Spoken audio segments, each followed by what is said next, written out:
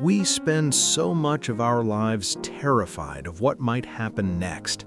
We walk through our days carrying a heavy dread, waiting for the other shoe to drop. We constantly try to predict the future, analyzing every little detail, trying to map out every possible outcome just to feel safe. Labeling every inconvenience a disaster and every loss a tragedy. When a storm rolls in, we immediately assume it's here to wash us away. But what if we simply don't know the end of the story? What if the rain isn't here to drown us, but to water the seeds we haven't seen yet?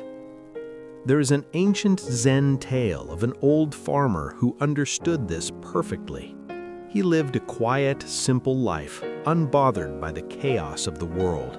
His most valuable possession, his livelihood and his pride, was a single, beautiful horse. It was the only way he could work his fields. But one cool evening, the wind picked up, and the old wooden gate broke right off its hinges. And his only horse ran away, disappearing deep into the cold, misty mountains. Just like that, his greatest asset was gone. The next morning, the villagers rushed over, wringing their hands in panic. They couldn't believe his misfortune. "What terrible luck!" they cried. "How will you work the fields? How will you survive the winter? This is an absolute disaster." The old farmer didn't weep and he didn't panic. He simply sat on his porch, taking a slow, warm sip of his morning tea. He looked out at the empty green field, smiled gently at his worried neighbors, and said a single word: "Maybe." The very next morning, the farmer woke to a thunderous sound vibrating through the floorboards. The ground was shaking. His beautiful brown horse had returned, trotting proudly right back through the broken gate. But it was not alone. It had brought 3 magnificent, untamed wild stallions down from the mountains with it. The villagers rushed back, cheering and throwing their hands in the air. Their panic had instantly turned into absolute joy. "What amazing luck!" they shouted. "You are rich! The heavens have blessed you with a fortune you didn't even have to work for." The old farmer didn't celebrate, and he didn't boast. He calmly offered an apple to one of the wild horses, looked at his cheering neighbors, and replied, "Maybe." He understood that a sudden fortune is just as unpredictable as a sudden loss. The following week, the farmer's ambitious young son decided he would try to break one of the wild stallions so they could ride it.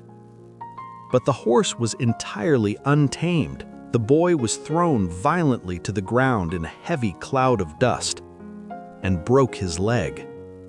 He was carried inside, his leg wrapped tight in wooden splints, unable to walk or work. Right on cue, the villagers returned, shaking their heads in deep pity. "Terrible luck," they moaned. "Now your son cannot help you with the harvest. Winter is coming, and you are entirely alone. You are truly cursed."